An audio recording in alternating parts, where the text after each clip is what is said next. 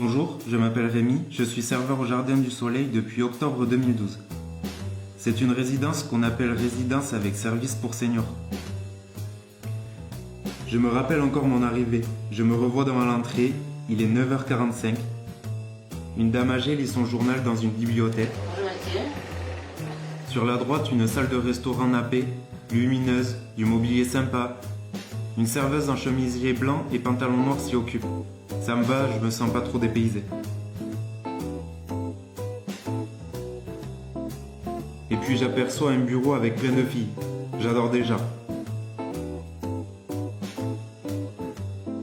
Lors de l'entretien avec Sabine, la directrice, elle me dit vous savez, ici c'est un restaurant, avec des nappes en tissu, service à l'assiette.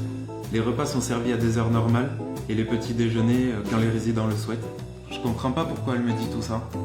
Elle me parle de la tenue du personnel de restauration, de mise en place, d'accueil du client. C'est bizarre qu'elle insiste autant. C'est rien d'anormal pour moi. C'est même étonnant de le préciser. Bonjour mesdames. Bonjour. Vous allez bien? Oui, ça va. Le soleil va sortir, ça va. Vous pensez? Bon, ça serait pas plus mal.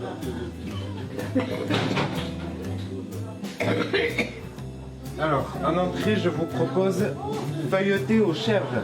Non, j'aime Non. pas ça, moi. Alors, qu'est-ce que vous désirez à la place? Oh, Un pamplemousse, tomate? pamplemousse, oui. Pamplemousse? Oui. Pamplemousse aussi? Très bien, deux pamplemousses. Puis d'un coup, j'entends des cris bizarres. Deux moutons font leur apparition derrière la porte vitrée du bureau. Et là, Sabine m'explique, sans sourciller, qu'ils font partie de l'équipe, car en plus de tondre, ils créent du lien avec les résidents. J'avoue, je commence un peu à me demander où j'ai mis les pieds. Elle m'explique qu'elle considère que tous les intervenants sont des soignants, qu'on est tous là pour le même projet, le bien-être des résidents. Ensuite, je crois que j'ai pas tout maîtrisé jusqu'au moment où elle me dit vous commencez dans 1 heure. Et là, tout a basculé. Je découvris donc cette résidence, 75 résidents, 24 collègues. Des petits déjeuners, des plateaux, des mixés, des sans sel. Je trouve rapidement ma place dans l'équipe de restauration. Avec le chef de cuisine, on parle le même langage. Alors, à suivre, table de Madame Despériès, 5, 2 manger main, 2 hachés, un normal. Oui.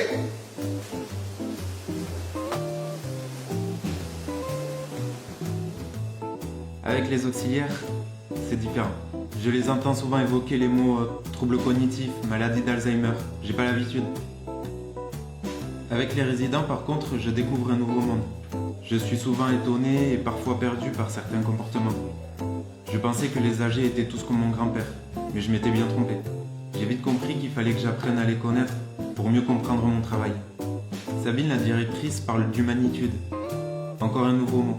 De l'importance du regard, de la parole, de la verticalisation, du toc-toc porte.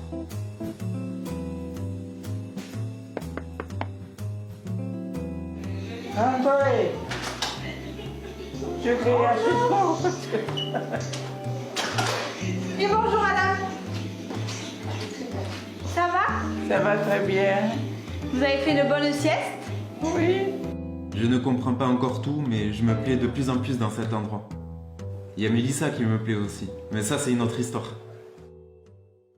Bonjour, je m'appelle Mélissa. Je suis auxiliaire de vie. Après une première expérience dans une structure pour personnes âgées, j'ai souhaité faire un break. Je n'imaginais pas travailler une vie entière dans un contexte que j'avais du mal à comprendre. Après la naissance de mon fils, j'ai dû retravailler. J'avais un peu peur de replonger, mais les mots utilisés lors de mon recrutement m'ont rassurée. Domicile, cocon rassurant, individualisation, adaptation, zéro soin de force. Rapidement, je me suis sentie à ma place. Au quotidien, la directrice nous incite à jouer un rôle d'accompagnateur. Elle attend que nous nous mettions à la disposition des résidents et non pas que nous arrivions en ayant un objectif. Je me sens responsabilisée. Au début de cette année, Sabine nous annonce, comme une récompense, que nous participons à une formation de 5 jours, Humanitude et Restauration. Et là, une autre Sabine arrive. Elle est accompagnée de Laurent.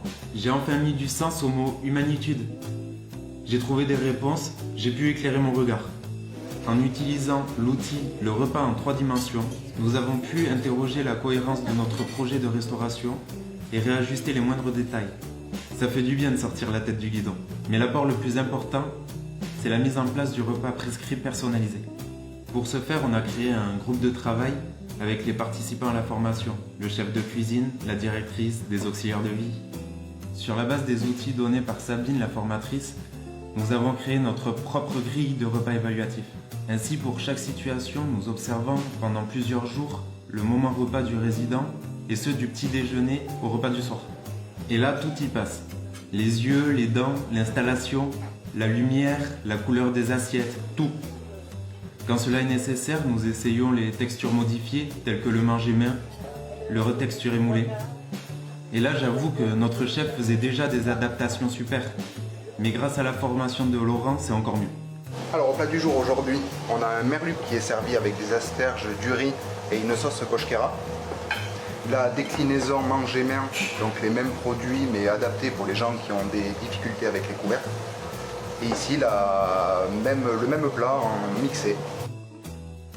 Une fois les observations faites, nous nous réunissons et écrivons en équipe le repas prescrit personnalisé. Ce document est consultable dans tous les services, y compris chez les résidents. Fini les régimes sauvages, seul le repas prescrit fait foi. Nous parlons tous la même langue.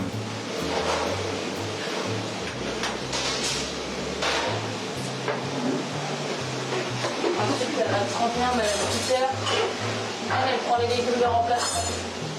Pour l'aide au repas, j'ai découvert de nouvelles pratiques. Du manger-main. Je n'avais jamais vu ça. En plus, pas d'horaire limite. Tout est en lien avec le rythme et l'envie du jour. C'est vrai que ce n'est pas toujours facile. Nous devons jongler avec nos organisations, mais quelle satisfaction. Début 2017, la formation avec Sabine et Laurent a été une vraie révélation pour moi. J'ai mis un mot sur ce que je voulais être tous les jours. Humanitude. J'ai entre autres repris conscience de l'importance du toc-toc porte. Quand j'entends entrer, je sais que mon intervention a déjà commencé.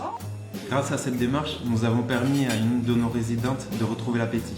Maintenant, son repas est totalement fractionné. Elle est servie dans des petites assiettes. 3 assiettes pour l'entrée et 4 pour le plat. En plus de prendre plaisir à manger, elle a repris du poids. Le risque et les conséquences de la dénutrition sont aussi maintenant plus présents à mon esprit et le sont pour l'ensemble de l'équipe. Je me rends compte à quel point j'ai changé de regard et que cela compte beaucoup dans le comportement des personnes que j'accompagne. J'aime mes nouvelles lunettes. J'aime vraiment mon travail dans cette résidence. Si j'y suis arrivé par hasard, j'y reste parce que j'ai compris à quel point il est riche. Ma mission est bien plus vaste que de porter une assiette. Je sais que je suis soignant.